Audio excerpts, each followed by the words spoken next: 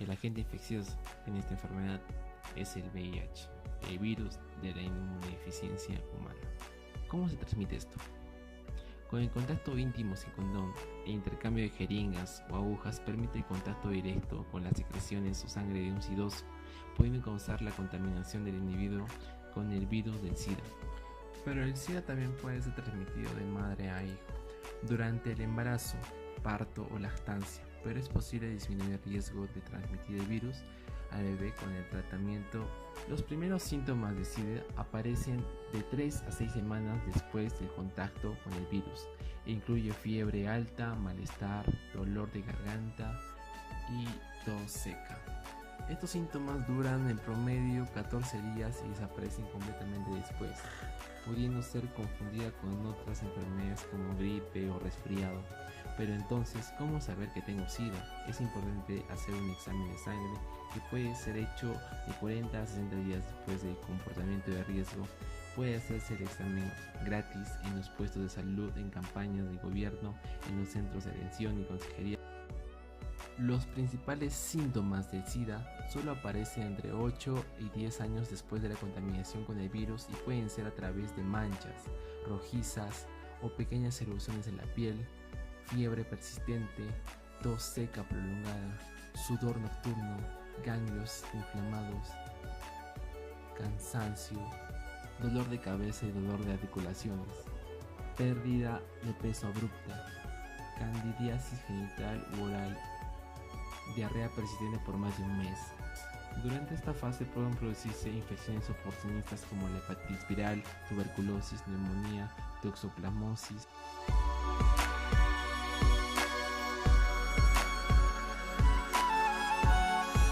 La causa del SIDA es el virus de la inmunodeficiencia humana, VIH.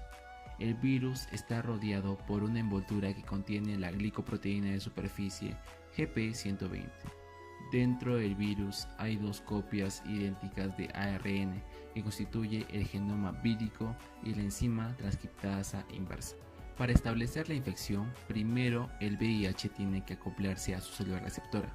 El acoplamiento ocurre por la relación entre la glicoproteína GP120 sobre la superficie del virus y el receptor CD4 en la superficie de la célula receptora.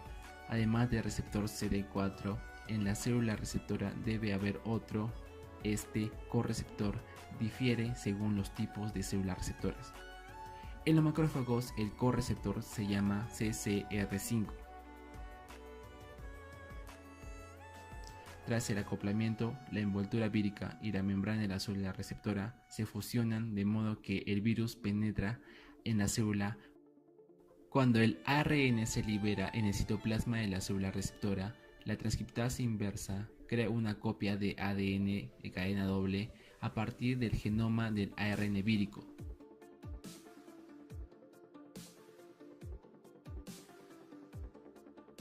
El ADN resultante se desplaza al núcleo y se inserta en el ADN cromosómico de la célula receptora.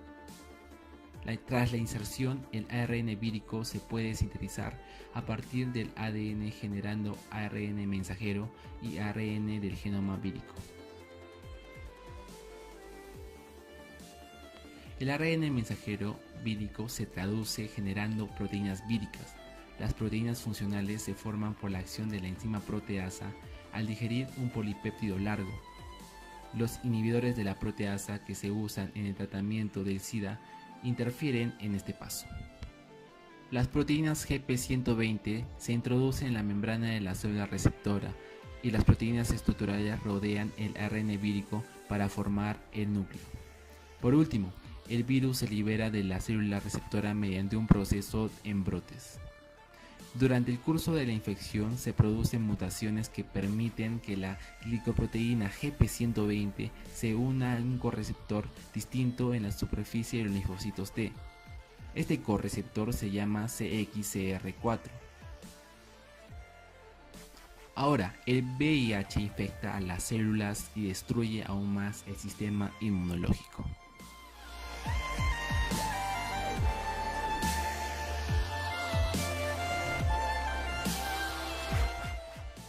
Su sangre está compuesta por muchas células diminutas que tienen distintas tareas. Algunas células construyen elementos que el cuerpo necesita.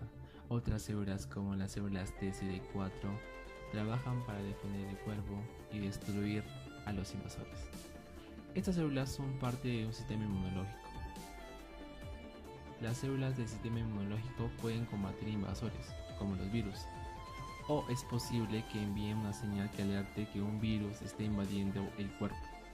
Cuando las demás células de defensa reciben la alarma, se multiplican y combaten a los invasores. Lo inusual acerca del virus del VIH es lo siguiente. Invade las células de defensa. TCD4 las utiliza para hacer muchas copias de VIH y luego las destruye. Es por eso que el VIH recibe el nombre de virus de la inmunodeficiencia humana. Es un virus que destruye el sistema inmunológico, el sistema del cuerpo que nos defiende contra las infecciones. La buena noticia: existen medicamentos para el VIH que retrasan la invasión del virus. Usted y su proveedor de salud deciden cuándo es el momento de comenzar a tomar los medicamentos. ¿Cómo funcionan estos? De muchas maneras. Cuando el VIH trata de ingresar en las células TCD4 mediante una llave química, algunos medicamentos para el VIH cambian la cerradura para que el virus no pueda ingresar. Otros medicamentos para el VIH interrumpen el proceso de copiado de VIH. Y otros medicamentos impiden que el VIH se convierta en un nuevo virus que pueda salir de las células TCD4 y viajar por la sangre. Los medicamentos combinados para el VIH utilizan dos o las tres maneras de retrasar el VIH. Los medicamentos combinados que mejor funcionan son los denominados TARGA, que significa terapia antirretroviral de gran actividad. Para que los medicamentos TARGA sean eficaces, debe mantener la cantidad adecuada de medicamento en la sangre, y para ello debe tomar los medicamentos para el VIH recetados todos los días a la misma hora. Cuando se toman los medicamentos TARGA según las instrucciones, la carga viral de su VIH puede disminuir tanto que los análisis de laboratorio no pueden detectar ningún rastro de VIH en el cuerpo. El virus sería indetectable. Cuando el VIH es indetectable, las células de defensa TCD4 pueden recuperarse. Es importante saber que los medicamentos para el VIH no pueden destruir toda la enfermedad. Una vez que contraiga el VIH, lo tendrá de por vida, esperando la posibilidad de multiplicarse. ¿Por qué es tan importante tomar los medicamentos para el VIH a la misma hora todos los días? ¿Por qué no antes ni después? ¿Y por qué es importante no tomar medicamentos en una cantidad deseada? ¿Por qué no más? ¿Por qué no menos? Si toma medicamentos para el VIH una vez por día a la mañana, después de tomarlos, su sistema los absorbe. Con el pasar de las horas, cada vez más medicamento ingresa en el torrente sanguíneo, hasta alcanzar un punto máximo, que se produce a la mitad del camino hasta la próxima dosis. Después de llegar al punto máximo, comienza a bajar gradualmente. Luego, a la mañana siguiente, es momento de tomar el medicamento nuevamente. Esto sucede todos los días cuando toma los medicamentos a la misma hora. La cantidad de medicamento en la sangre es la suficiente para controlarlo. Tomar los medicamentos para el VIH antes o duplicar la dosis no tiene ningún beneficio para la salud y se corre el riesgo de tener más efectos secundarios. Omitir las dosis o tomarlas más tarde le da al VIH la posibilidad de hacerse más fuerte. Es posible que los medicamentos para el VIH pierdan su efectividad. Podría ser que su proveedor tuviera que encontrar un medicamento nuevo. El nuevo medicamento podría tener más efectos secundarios y podría ser un grave problema.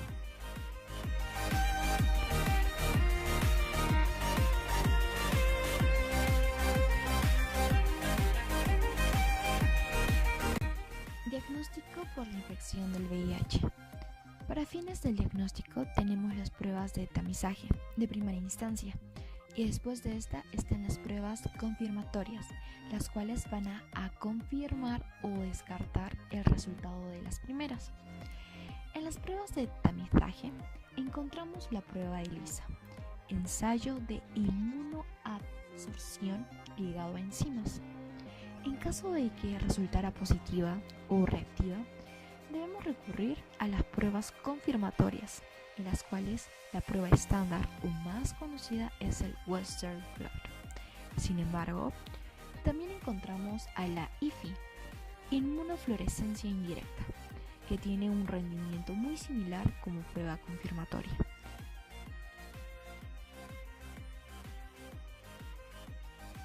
Algo que es importante comentar es el famoso periodo de ventana.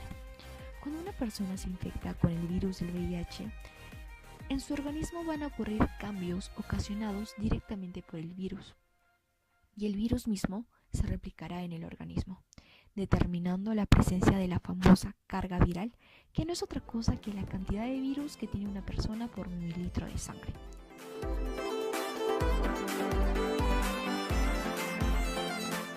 Se debe entender que luego del contagio se dará un incremento de la cantidad del virus en el organismo de la persona, justamente debido a la replicación del mismo.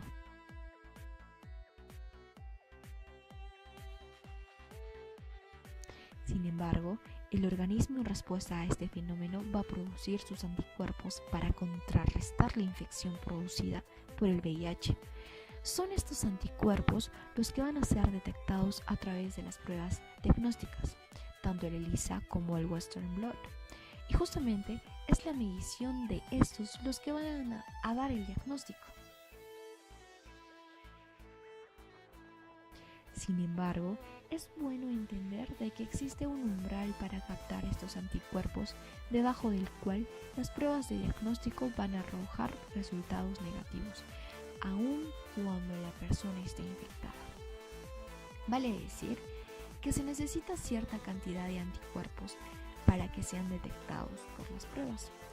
Quiere decir que ese tiempo transcurrido desde el momento del contagio hasta el momento en que ha sido captadas por las pruebas diagnósticas se denominó periodo de ventana. Esta dura de acuerdo al tiempo de examen que se está utilizando para el diagnóstico. La prueba de ELISA indirecta es similar a la prueba de ELISA directa, con la diferencia en que no se añaden anticuerpos, sino antígenos. Colocamos el suero del paciente y en este estamos buscando anticuerpos, los cuales van a viajar y se van a unir a los antígenos. Después se le va a eliminar el exceso de anticuerpos. Agregamos más diluyente que contiene anticuerpos unidos a una enzima. Ellos se van a unir al anticuerpo. Volvemos a lavar para eliminar el exceso, ya que si no se quita el color, no variaría. Se agrega sustrato, que en caso salga positivo, cambiará el color. Prueba de Western blot. La prueba de Western blot es un proceso de varios pasos. Es una prueba muy específica que se usa para la detección del VIH después de los exámenes preliminares. La prueba descarta un posible diagnóstico de VIH falso positivo. La prueba detecta las proteínas del VIH desde la envoltura del virus hasta el núcleo. Las proteínas son GAC, la ENV y PUL. La muestra de antígeno y las proteínas se agregan a una separación. A continuación, las proteínas se transfieren a un bloque de transferencia con hojas de acetato de celulosa. Gracias al borrado de las láminas con la proteína, las proteínas bloquean la lámina del acetato de celulosa, porque cada proteína tiene un valor de pH diferente en el que se ioniza, de modo que cada una de ellas viaja más a lo largo de la lámina de acetato de celulosa antes de que muera. Después de esto se llama electroforesis de acetato de celulosa. Los anticuerpos marcados se agregan a la tinción inmune del bloque de celulosa de que los probadores realicen la autorradiografía. Los efectos de una película de rayos X o una emulsión nuclear se crean mediante el patrón de emisión de descomposición. Finalmente, Las bandas de antígeno se visualizan a partir de la autorradiografía y se realizan las comparaciones entre las secuencias de aminoácidos para determinar si las proteínas unidas a los anticuerpos coinciden con las proteínas encontradas en el VIH. Tratamiento y terapia. Una vez que se lleve a cabo la infección, el virus se multiplica de forma exponencial, afectando a nuestro sistema inmune gravemente, especialmente destruyendo los denominados linfocitos T CD4.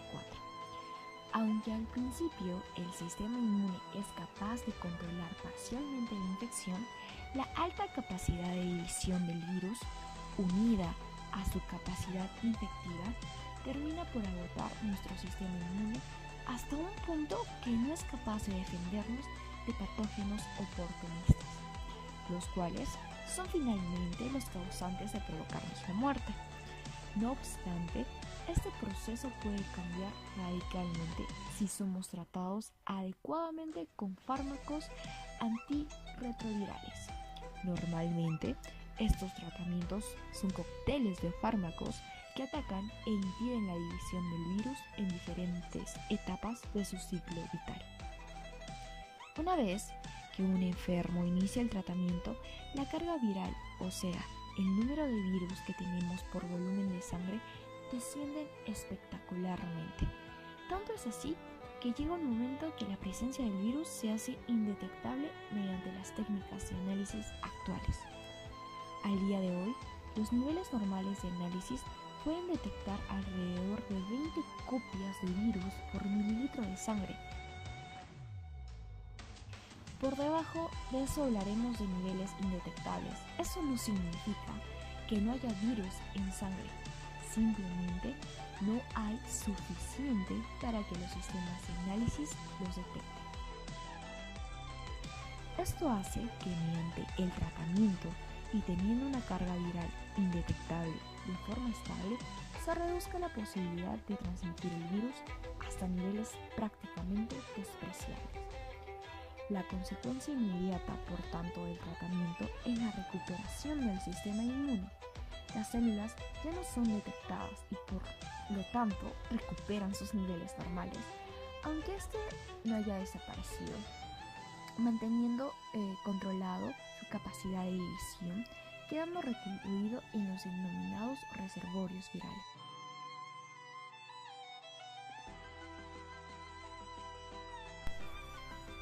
Enzimas involucradas en el ciclo de vida del VIH. Durante la infección por el VIH, 3 enzimas juegan un papel esencial en el ciclo de vida de este virus: la transcriptasa inversa, la integrasa y proteasa. La primera enzima, la transcriptasa inversa del VIH, copia el genoma del ARN viral mediante la combinación de nucleótidos huéspedes individuales para construir una cadena de ADN complementaria.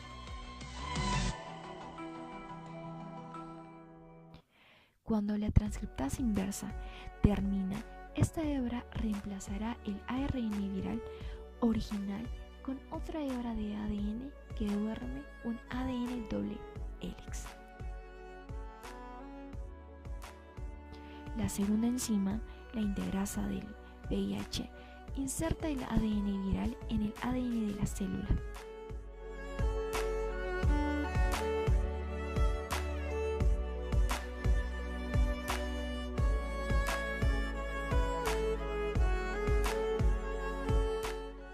La tercera enzima, la proteasa del VIH, se necesita en el último paso del ciclo de vida del virus para cortar la proteína del VIH en partes funcionales individuales. Drogas para el VIH.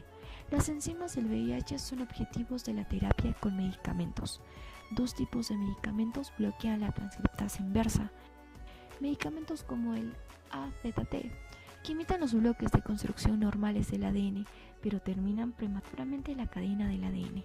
Drogas como la neviparina se unen en la parte posterior de la transcriptasa reversa, distorsionando la enzima para que ya no pueda realizar su reacción de construcción de ADN. El raltegravir, un fármaco antirretroviral que se usa en el tratamiento de la infección por VIH. Se une a 2 iones de magnesio en integrasa que son esenciales para la reacción de integración del ADN. Medicamentos como el saquinavir imitan las proteínas cortadas por la proteasa del VIH, bloqueando la maduración del virus.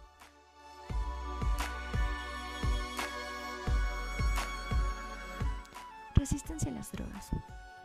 La resistencia a los medicamentos es un problema importante para la terapia con medicamentos contra el VIH. Por ejemplo, cuando los pacientes son tratados con medicamentos que bloquean la proteasa del VIH, la mayoría de los virus se destruyen, pero sobreviven mutantes raros del virus. Estos virus mutantes hacen una forma mutada de la proteasa. Esta proteasa resiste la unión de fármacos,